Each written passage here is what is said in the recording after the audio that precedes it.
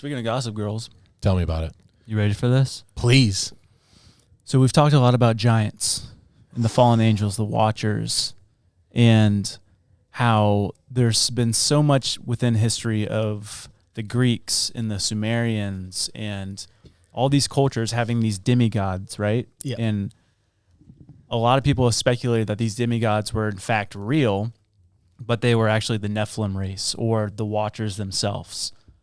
Have you ever heard of the story, the Epic of Gilgamesh? Yeah. Yeah, it's familiar. Very familiar name, right? Yeah. I didn't know a lot about it. I've heard the name before. I started looking into that.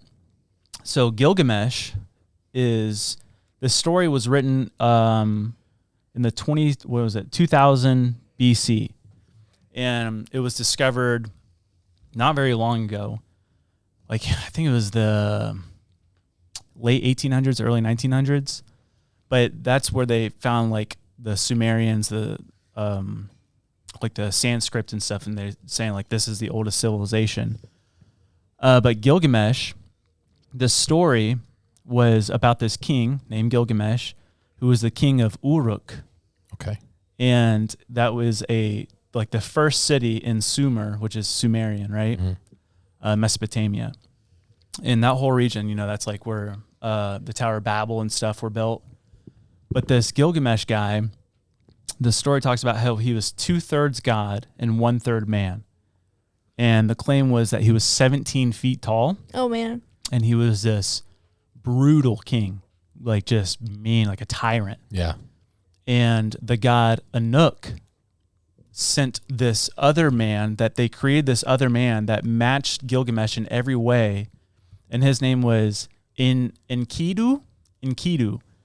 And the description of Enkidu is he was a wild man created by the god, Anu, which is like the Anunnaki. Okay. Fallen angels. Yeah.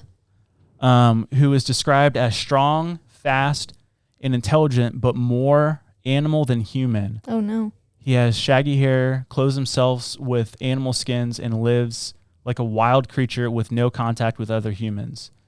And so he was basically sent to correct Gilgamesh and like fight him, but then they end up becoming buddies. This is the whole Epic of Gilgamesh. Like they become. Why are we fighting? Yeah, they we become love friends. each other. Look at you. You look like me. And they go on these conquests to get back at the Watchers. Wow. Or the Anunnaki. And Enkidu ends up dying. And then Gilgamesh, apparently the story goes that he went down into the underworld to save him, but ends up dying himself. Oh, that's real, bro. Yeah. Bro Well, friendship. they're probably Nephilim. Oh. But a lot of people have speculated that the Epic of Gilgamesh is actually an epic written about King Nimrod. No way. Interesting. Yeah, which people have theorized that Nimrod himself was a descendant from the fallen angels, like a Nephilim himself. Okay. And so a lot of parallels with Nimrod and Gilgamesh, same region, same story of this like mighty hunter, mighty man. But they describe in the Epic of Gilgamesh his burial site. Mm-hmm. And it's this very elaborate burial site. And it like even hints at something of like he was buried in what's called a resurrection tomb, meaning that potentially one day he could come back. Yeah. And the story goes that he was buried under the Euphrates River. That's drying up. Well, here's the thing. In 2003, a archaeologist by the name of York Fassbinder, he was in the Mesopotamia area and doing like the whole LiDAR thing. And what he said is, I have found the tomb of Gilgamesh. Oh my gosh.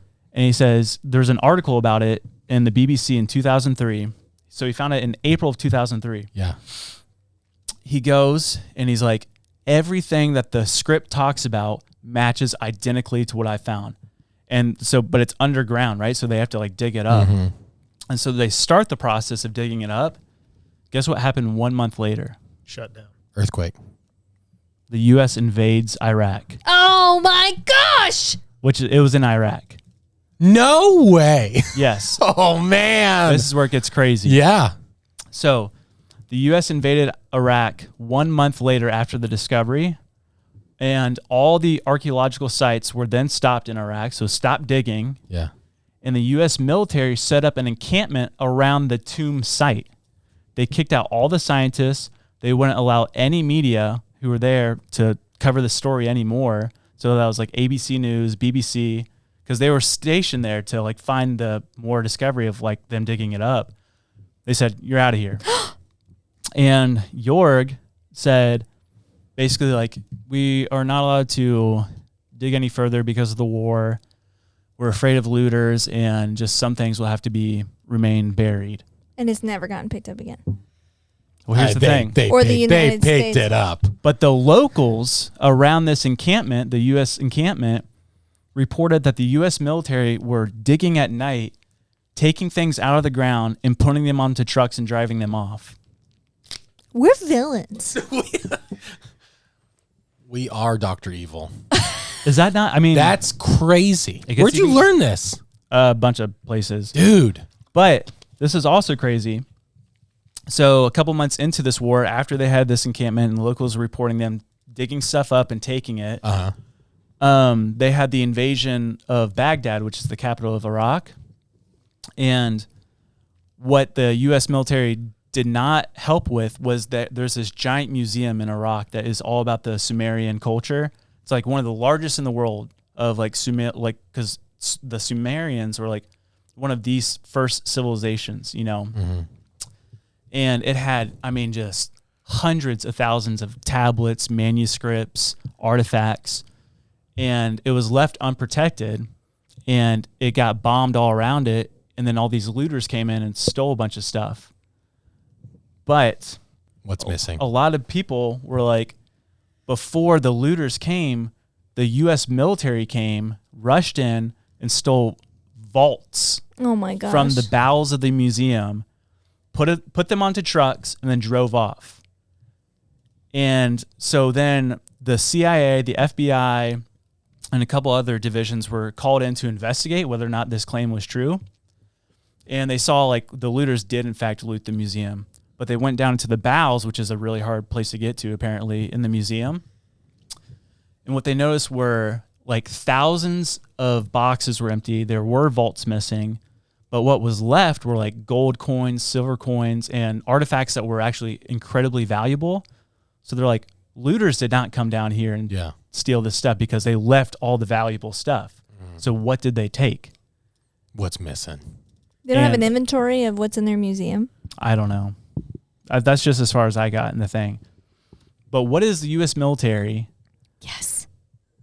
doing with this? I mean, it seems very apparent just from this story that there's no other article after 2003 about the Tomb of Gilgamesh. Yeah. It's left. Don't touch it. Don't talk about it. Yeah, because they can't look at it. They can't touch it. They can't talk about it. And if you go on Because they took it.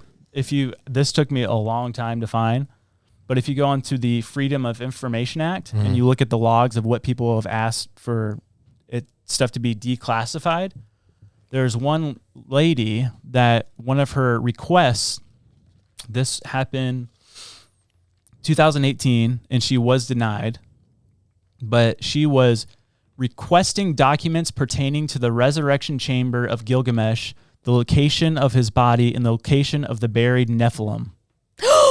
And it was denied. And it was denied. Well, that's the first edition of the term Nephilim. Mm-hmm. Dude. Yeah. I mean, it would make total sense that, like, whenever we do invade on a certain place, there's multiple things on the list that we want to get accomplished. Oil. Nephilim's bones and stuff. I mean, like, obviously, Yeah. like, that's crazy. Yeah. You know, they're taking advantage of those opportunities. Yeah. Dude. But the fact that people are referring to it as a resurrection tomb, Yeah. and then I like went even further and I went on the patent website, Yeah. and there's someone that made an invention called the resurrection tomb, but it's an inactive patent right now. But I can dive into it like on another episode, but it's really freaky. That's And so... it's like it's so just scary. But then there's people like coming out like, oh, this is a video of the the Tomb of Gilgamesh and Nimrod. It looks pretty fake. But if it is real, it's actually really terrifying because he's like perfectly preserved. Ew. Yeah. and like there's like gold monuments all around them. But they like, to me, the monuments looked kind of like Egyptian, not Mesopotamian, Sumerian. But I thought that was insane. That Of like is- what, because we talked about it before, like, is there a sinister plan to, I talks about like Jesus will come back, like it'll be like the days of Noah. What do we know about the days of Noah? There were Nephilim. There were fallen angels just terrorizing earth, Yeah. you know? And so, like, is there going to be a reawakening of the Nephilim? And, like, what will that look like? Like, are they extracting DNA? Are they, like, trying to... Will that become a part of the Antichrist movement? Like there's... Yeah, because, I mean, you think of Nephilim, if their DNA, they have the DNA of a heavenly creature, a being, the Watchers. And, like, there has to be a way to where you could extract that, right? And that could be something, I would assume. I don't know. Yeah, I mean, dude. this is exactly. I think Sauron is Gilgamesh, and I think that's Tolkien's commentary. Yeah, because you talked about Uruk. Yeah, Gilgamesh was from Uruk, and then in Lord of the Rings, it's the Uruk-hai, and they're literally taking They're half elves. they're half elves, which were heavenly beings, and then Gandalf would be the other heavenly being that was sent to be his equal. Only he doesn't buddy up. But Interesting. yeah, Yeah. It gets crazier. No way. Yes. And there's more. Because there's more with Iraq. Yeah. Iraq that people have speculated of why we went to war with Iraq. Because it was completely random. Because, like, I remember being a kid and everyone was like, "Why are we here? Why are we here? Why?" Like the weapons Yeah. of mass destruction, right? That was the saying. Iraq. Well, in the 1920s, Iraq, they were rumored to have found this ancient technology called the Stargate. Have you heard of this? So the Stargate, The Enterprise. it's basically a portal that you can enter into another realm and like be in contact with the realm beyond. And they're saying this is in Iraq. They're saying that this is in Iraq. This is in the 1920s that they're speculating this. But like every government, we're hearing these rumors of Iraq finding or clues of finding the Stargate. Yeah. And then in 1941 was the Anglo-Iraq War. And that was between the British and Nazi Germany fighting in Iraq to take control over it. And if we know anything about Hitler, is that he was obsessed with searching with these ancient technologies, ancient artifacts. And like, Which is crazy. yeah, and this was like after they're like, oh, we have the Stargate. And then never found, whatever. Then in the 1980s, Saddam Hussein claimed that he had found the Stargate and he had all of his researchers figuring out how to use it. And then you have like Desert Storm and then leading to the Iraq War, the Iraq invasion. Yeah. And it's like, were we after that as well? Uh-huh. You know? Dude. Like because maybe George Bush wasn't lying about weapons of mass destruction. Yeah, seriously. If you had access to potentially Something a- that would cause mass destruction. something that you could access a different realm. Yeah, we think nuclear when he says that. Yeah. Man.